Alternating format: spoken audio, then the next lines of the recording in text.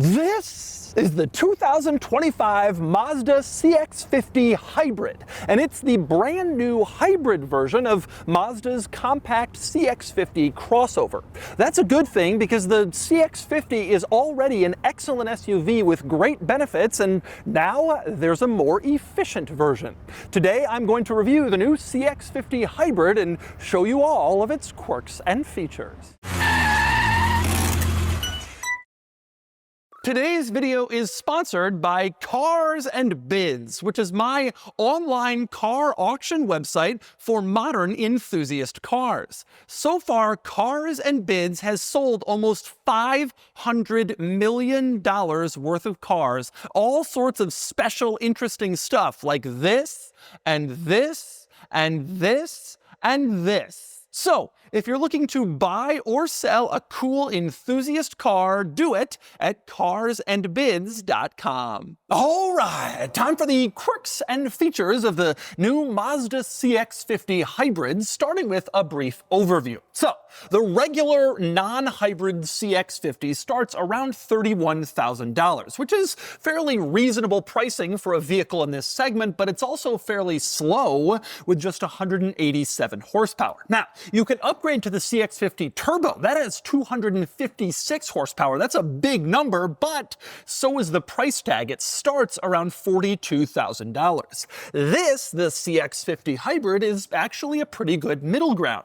Base price around $35,000, and this hybrid four-cylinder engine gives it about 220 horsepower, so right in the middle. The CX-50 Hybrid also comes standard with all-wheel drive. It's not optional. On all the hybrids, all-wheel drive is included as standard, and fuel economy is around 38 miles per gallon in combined city and highway driving, which is a pretty impressive number. Now, on paper, the CX-50 Hybrid is quite competitive with its two closest rivals, the Honda CR-V Hybrid and the Toyota RAV4 Hybrid. So like I said, this starts around $35,000 with 38 miles per gallon. The CR-V Hybrid starts around $36,000 with around 40 miles per gallon, and the RAV4 Hybrid starts around $34,000, also with around 40 miles per gallon in combined city and highway driving. So this is right there, couple miles per gallon behind, but barely discernible, and pricing directly in line with those big dog rivals.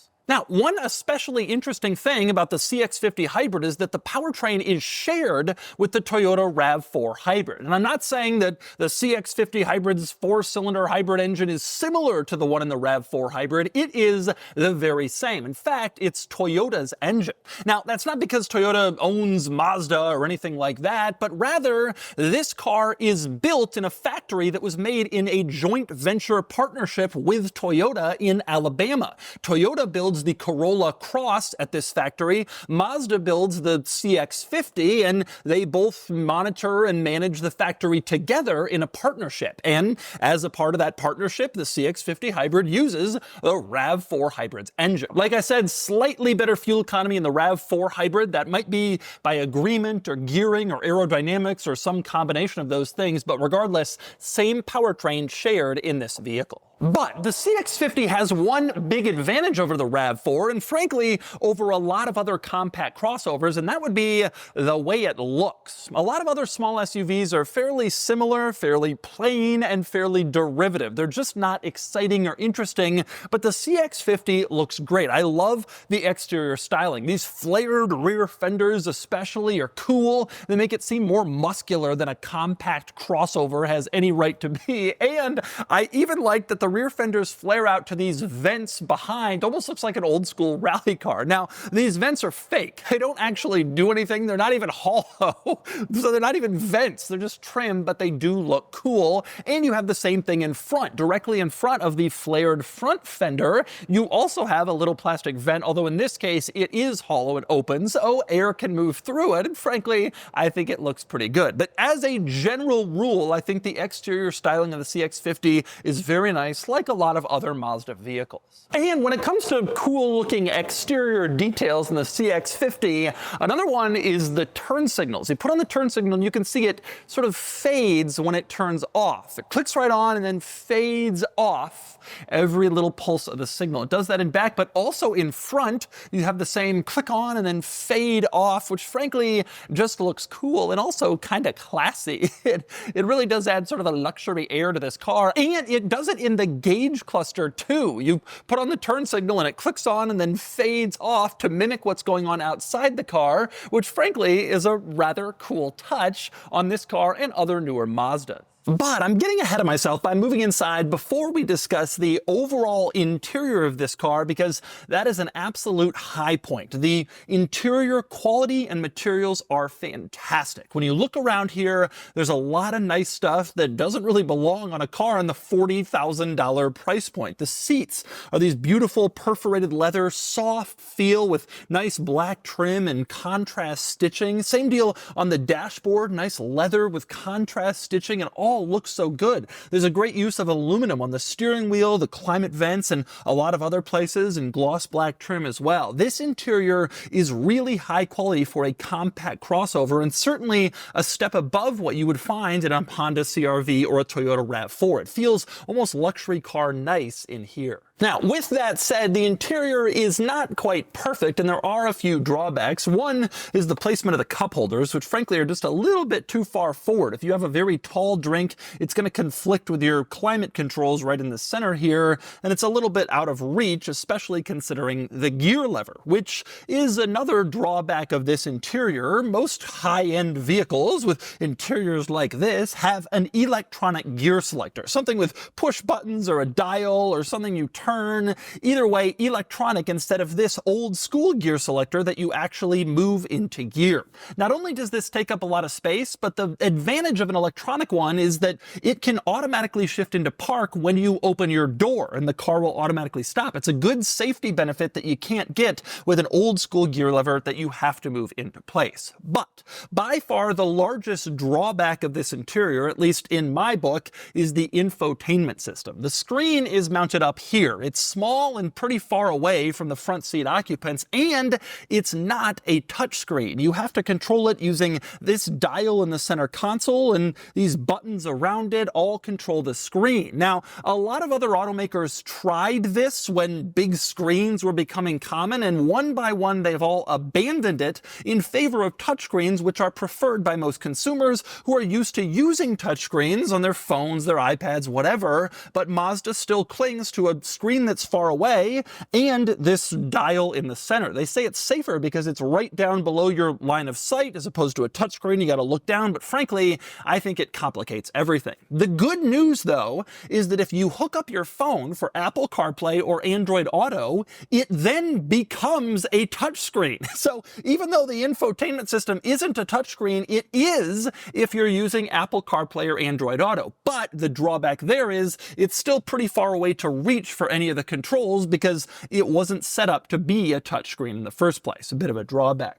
The other tech drawback in here is the gauge cluster screen, which frankly just isn't really all that great. The screen part is only the very central gauge, and it doesn't really do all that much. You can't get a navigation map in here, for example, or the music that's playing, and you certainly can't have both displayed at once like you can in some cars with fully digital, fully configurable gauge clusters, so we're a little bit behind on tech in here. With that said, we do have a heads-up display in this car, which is a nice feature that you don't often see in this segment, regardless of whether you get the nicest version of certain models. Some don't offer it at all, but you have it here. Now, a couple of other interesting interior quirks in here. For one, this button marked auto hold is a cool feature. You turn that on and you come up to a stoplight, and you can take your foot off the brake and the car will auto hold you in place when you're stopped, which is nice. You don't have to just sit there with your foot on the brake. Another feature that a lot of cars don't have in this segment, it's common on higher end luxury cars. Another nice touch is this button here marked EV. If you press that, it goes into EV mode. Now, this is not a plug-in hybrid or a traditional EV. It's just a hybrid car, but if you go into EV, it can at least try to drive in fully electric mode for as long as it possibly can before the gasoline engine has to kick in.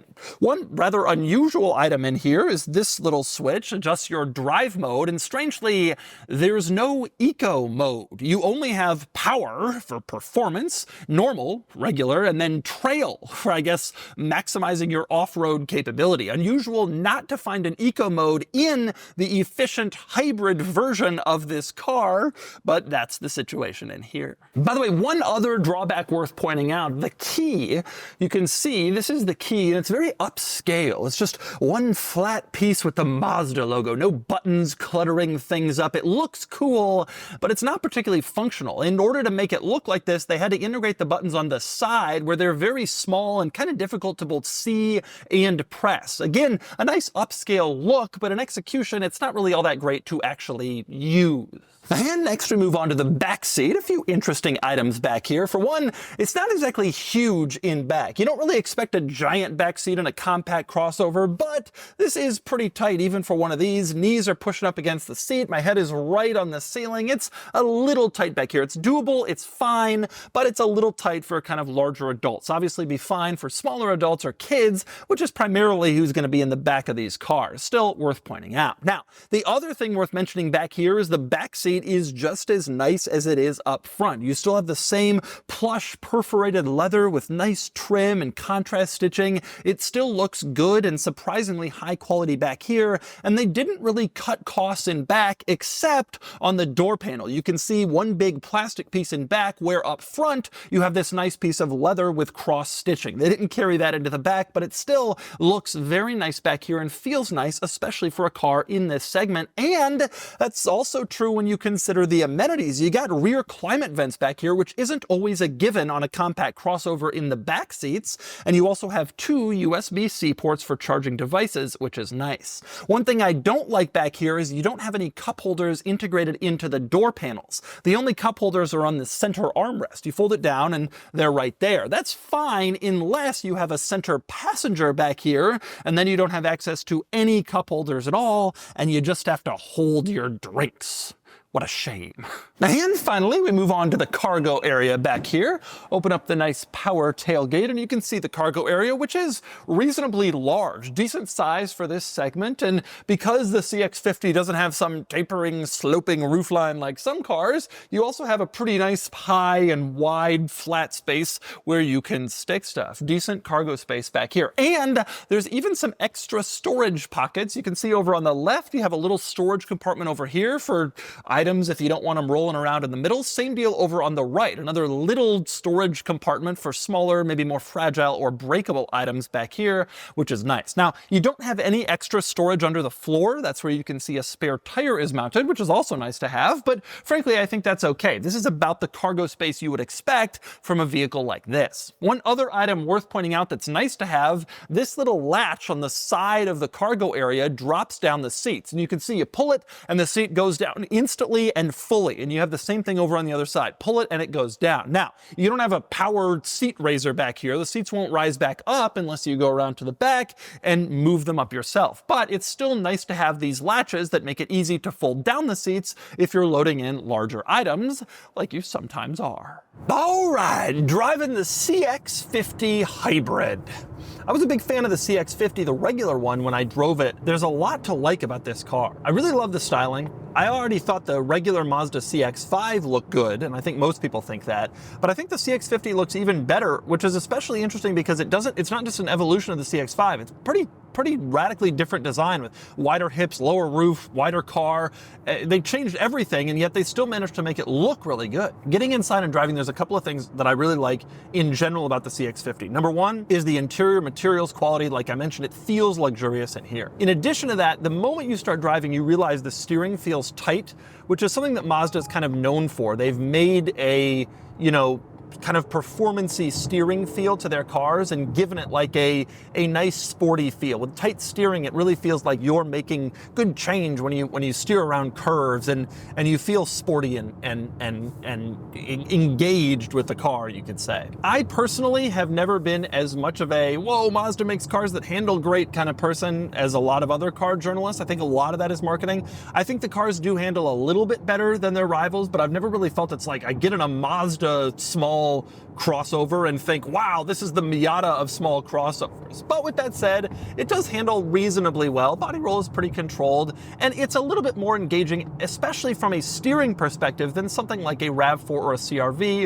which frankly is just a little bit duller. Interior noise levels are okay. They're fairly normal for this class. They're not any better than RAV4 or CR-V, so you're sitting in this interior which is better than RAV4 and CR-V, and you're not going to be getting like a nicer kind of road feel, I would say. And that's also true for comfort. This car doesn't feel like less harsh on the road. None of these cars are very harsh. The driving experience on none of these cars feels like rough or difficult, but despite the luxury car sort of interior that this has, it definitely does not give you like a coddling luxury car type of ride. And frankly, I wouldn't expect it. In fact, I wouldn't even really expect the luxury car interior. They already go above and beyond there. The rest of the stuff is just sort of normal for the class, which is totally fine and totally reasonable. Now, one of the big questions I think people are going to have about this car is power and performance because of this new hybrid powertrain. And I think people are going to think, okay, does this give me the opportunity to get a, CX-50 turbo level of performance, but with CX-50 base model fuel economy or even better? Like, is this really the best of all worlds with more power than the base model but better fuel economy? Is this like a CX-50 turbo on a budget? And the answer is not really. Instead, how I would frame it is that the regular CX-50 is kind of slow, to be honest. The non-turbo one is kind of slow for the class. The CX-50 turbo is fast for the class, and this is only just kind of normal against like the CR-V and the RAV4 and that kind of thing.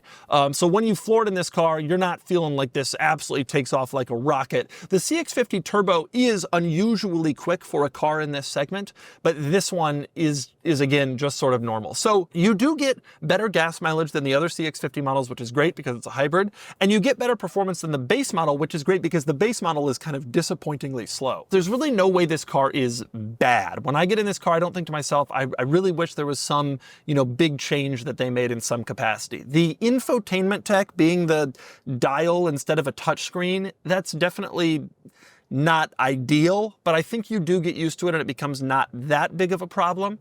It certainly is not what I would do, and I think that most consumers prefer touchscreens. They're used to using them in their phones, their iPads. Almost every other car has switched to touchscreens, but I wouldn't call it bad. And otherwise, the car is very competitive. And so I think there's a lot to like here. There's a little bit even to love, and there are compelling reasons to choose this car over rivals, or at least compare it very closely with rivals that are very established, very good cars like the CR-V and the RAV4. And so that's the new 2025 Mazda CX-50 Hybrid. This is a very competitive offering in the compact hybrid SUV world with decent power, good fuel economy, attractive styling, decent technology, nice interior materials. And if I were considering a vehicle in this segment, it would be a tight race between this and its closest rivals. Anyway, now it's time to give the new CX-50 Hybrid a DougScore. And the DougScore is here, 46 out of 100, which puts the CX-50 here near the bottom of this list of competitors, but that makes sense as the DougScore is intended to favor performance cars, and so the more exciting CX-50 Turbo does better. The one you want, though, depends on your needs, and I think most people would be happy to give up a little turbo performance for hybrid fuel economy. Either way, the CX-50 is an excellent small crossover.